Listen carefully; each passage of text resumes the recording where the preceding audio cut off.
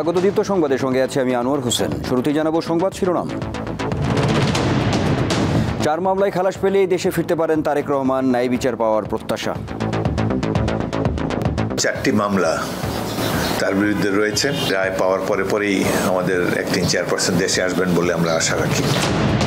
গত বছর দুর্নীতির শীর্ষে পাসপোর্ট অফিস, বিচার বিভাগে ঘুষের পরিমাণ বেশি, টিআইবির তথ্য।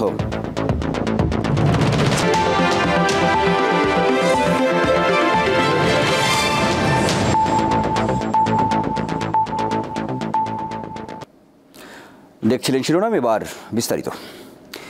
21শে আগস্ট গ্রেনেড হামলা মামলা থেকে খালাস পাওয়ায় বিএনপির ভারপ্রাপ্ত চেয়ারম্যান তারেক রহমানের দেশে ফেরা নিয়ে আলোচনা বেড়েছে। তবে দলের নেতারা এই বিষয়ে সুনির্দিষ্ট তথ্য দিতে পারছেন না। বিএনপির আইন বিষয়ক সম্পাদক বলছেন, এখনও 4টি মিথ্যা মামলায় দণ্ডপ্রাপ্ত আছেন তারেক রহমান।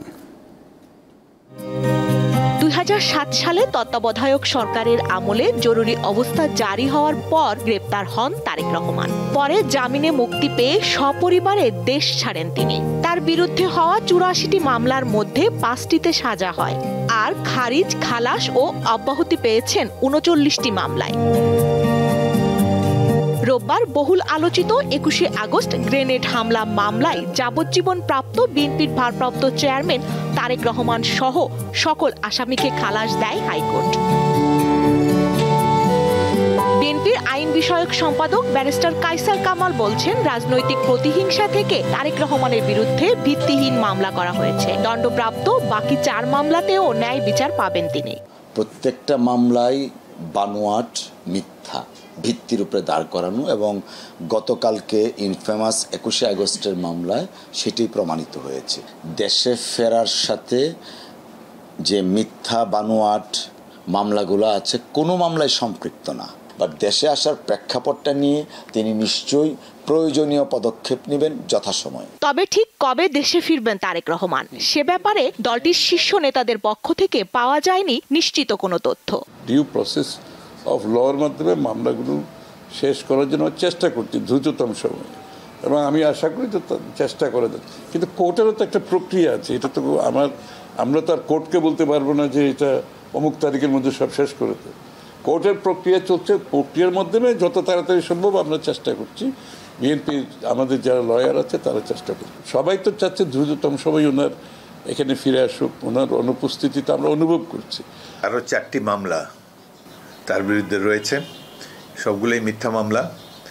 তো এইসব ক্ষেত্রেও আমরা এই রায়ের অপেক্ষায় আছি, এবং এই রায় পাওয়ার পরেই আমাদের অ্যাক্টিং চেয়ারপারসন দেশে আসবেন বলে আমরা আশা রাখি। তারেক রহমান কবে দেশে ফিরছেন তা নিয়ে দলের সর্বস্তরে শুরু হয়েছে জল্পনা কল্পনা। দ্রুততম সময়ে বাকি মামলায় খালাস পেলে আগামী জানুয়ারি-ফেব্রুয়ারি নাগাদ তিনি দেশে ফিরতে পারবেন বলে আশা তৃণমূল পর্যায়ের নেতাদের। স্বস্তিকা সিংহ, দীপ্ত সংবাদ, ঢাকা। সেবা খাতের সর্বোচ্চ দুর্নীতি ও ঘুষের হারে 1 নম্বরে পাসপোর্ট, এরপর আছে বিআরটিএ এবং আইন শৃঙ্খলা রক্ষাকারী সংস্থা। জাতীয় খানা জরিপ 2023-এর প্রতিবেদনে এমন তথ্য জানিয়েছে ট্রান্সপারেন্সি ইন্টারন্যাশনাল বাংলাদেশ, টিআইবি। সংস্থাটি বলছে, সেবা খাতগুলোতে মোট ঘুষের পরিমাণ 10,902 কোটি টাকা, যা জাতীয় বাজেটের 1.43%। মঙ্গলবার রাজধানীর ধানমন্ডিতে মাইডাস সেন্টারে টিআইবি এই জরিপের তথ্য প্রকাশ করে। প্রতিবেদনে বলা হয়, সেবা পেতে খানা বা পরিবার প্রতি গড়ে 5,680 টাকা করে ঘুষ দিতে হয়েছে।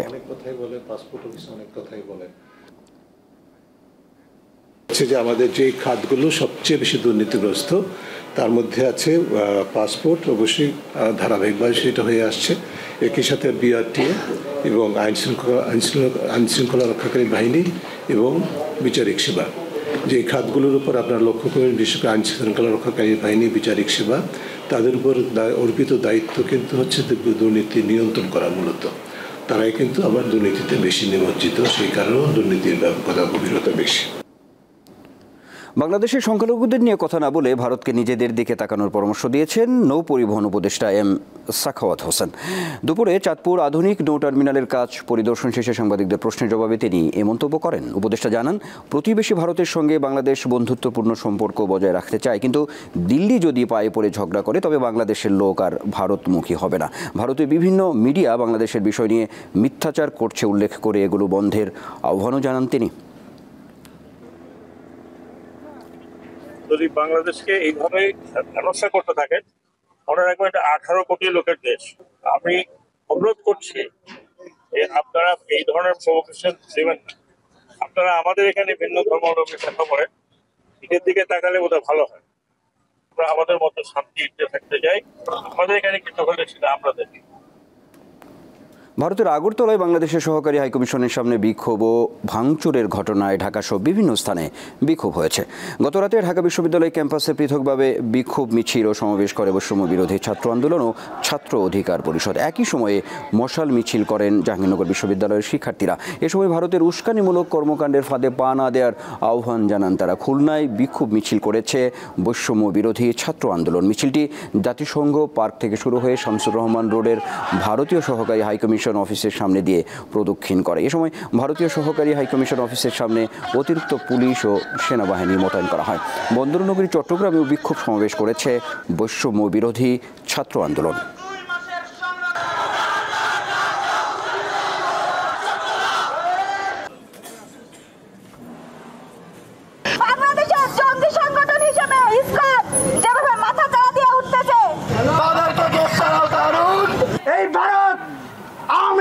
মাধ্যমে বাংলাদেশে বিভিন্নভাবে ষড়যন্ত্র করে। ভারতীয় কোন রকম ষড়যন্ত্র বাংলায় চলবে না। আপনাদের সকল দাদাগিরি রুখে দিতে বাংলাদেশ সবসময় প্রস্তুত আছে। ইসকনের বহিষ্কৃত নেতা ও সম্মিলিত সনাতনী জাগরণ মঞ্চের মুখপাত্র চিন্ময় কৃষ্ণ দাসের জামিন শুনানির জন্য 2 জানুয়ারি দিন ধার্য করেছে আদালত। মঙ্গলবার শুনানির জন্য আসামিপক্ষের কোনো আইনজীবী উপস্থিত না থাকায় চট্টগ্রাম মহানগর দায়রা জজ আদালতের বিচারক এই সিদ্ধান্ত দেন। এদিন সকাল 10:30টায় জামিন শুনানিতে রাষ্ট্রপক্ষের আইনজীবীরা উপস্থিত হন। তারা চিন্ময়কে গ্রেপ্তার ও পরবর্তী সহিংসতায় নিহত আইনজীবী আলিফের বিচার দাবিতে স্লোগান দেন। তবে চিন্ময়ের পক্ষে কোনো আইনজীবী উপস্থিত না থাকায় আদালত শুনানির জন্য পরবর্তী দিন ধার্য করে। গত 25 নভেম্বর ঢাকা থেকে চট্টগ্রাম ফেরার পথে শাহজালাল আন্তর্জাতিক বিমানবন্দরে গ্রেফতার হন চিন্ময় কৃষ্ণ। রাষ্ট্রদ্রোহ মামলায় তাকে গ্রেফতার করা হয়। তার মুক্তির দাবিতে পরদিন চট্টগ্রাম আদালত প্রাঙ্গণে বিক্ষোভ করেন সমর্থকরা। এক পর্যায়ে তা সহিংসতায় রূপ নেয়। এ সময় আইনজীবী সাইফুল ইসলাম আলিফকে কুপিয়ে ও পিটিয়ে হত্যা করা হয়। এবার একটি ভিন্ন রকম খবর। ধানমন্ডি লেকে হাত বাড়ালে এখন পাওয়া যায় বই। পার্কে মনোরম পরিবেশে চাইলেই বিনামূল্যে বই পড়ার সুযোগ পাচ্ছেন পথচারীরা। ব্যতিক্রমী এমন উদ্যোগের প্রশংসা করছেন অনেকে।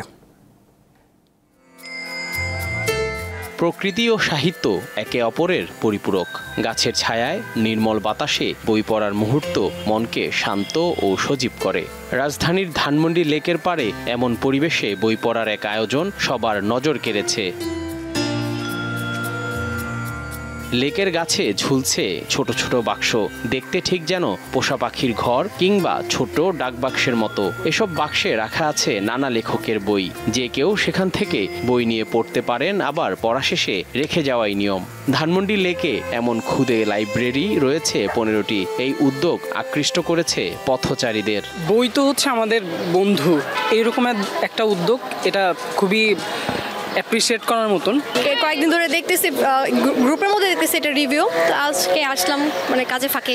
অ্যাকচুয়ালি সাধারণত মানুষ এই উদ্যোগগুলো সহজে নেয় না, বাট যিনি নিয়েছেন তিনি খুব ভালো কাজ করেছেন। প্রকৃতি ঘেরার পরিবেশে বই পড়ার আনন্দটা অনেক সুন্দর। জার্মানির রাস্তা থেকে শুরু করে জঙ্গলে রয়েছে বুক সেলফ। ফেসবুকে এর ভিডিও দেখে এমন উদ্যোগের অনুপ্রেরণা পান জাকিয়া রাহান রূপা। জার্মানিতে বিভিন্ন রাস্তায় এরকম বুক সেলফ বসানো থাকে, তো ওখান থেকে মানুষ বই পড়া হলে রেখে দেয়। তো সেটা থেকে আমার অনুপ্রেরণা পাওয়া। ধানমন্ডি লেকের একদম পাশেই আমার বাড়ি, তখন মনে হলো যে ধানমন্ডিতে আমি এরকম কিছু করি।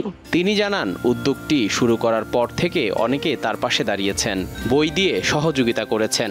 বইয়ের প্রতি মানুষের ভালোবাসা তৈরির ইচ্ছা থেকেই তার এমন উদ্যোগ। বই ও প্রকৃতি আমাদের জীবনকে গভীরভাবে প্রভাবিত করে। বইয়ের পাতায় যেমন রয়েছে হাজারো জ্ঞান, তেমনি প্রকৃতির কোলে অগণিত শিক্ষা। ছোট ছোট এই বইয়ের খোপগুলো পাঠকদের এই দুইয়ের স্বাদ একসঙ্গে নেওয়ার সুযোগ করে দিয়েছে। পথচারীরা এই উদ্যোগের যেমন প্রশংসা করছেন, তেমনি বলছেন এটি যাতে সঠিকভাবে রক্ষণাবেক্ষণ করা হয়। জহিরুল মোহসান, দীপ্ত সংবাদ, ঢাকা। আন্তর্জাতিক প্রসঙ্গ।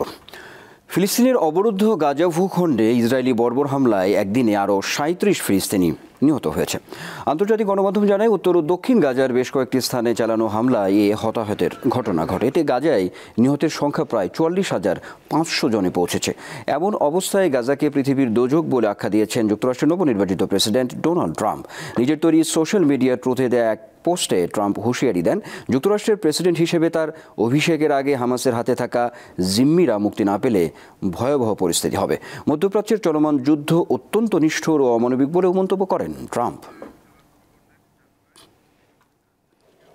এই ছিল এখনকার মতো আমাদের পরের সংবাদ বেলা 4টায় দেখার আমন্ত্রণ রইল। আর সর্বশেষ তথ্য বিনোদনের সব খবর জানতে আপনিও যুক্ত থাকুন দীপ্তর ডিজিটাল প্ল্যাটফর্মগুলোতে। দর্শক, শেষ করবো দীপ্ত সংবাদ, তার আগে জানিয়ে দেবো আরও একবার সংবাদ শিরোনাম। 4 মামলায় খালাস পেলেই দেশে ফিরতে পারেন তারেক রহমান, ন্যায় বিচার পাওয়ার প্রত্যাশা। গত বছর দুর্নীতির শীর্ষে পাসপোর্ট অফিস, বিচার বিভাগে ঘুষের পরিমাণ বেশি, টিআইবির তথ্য।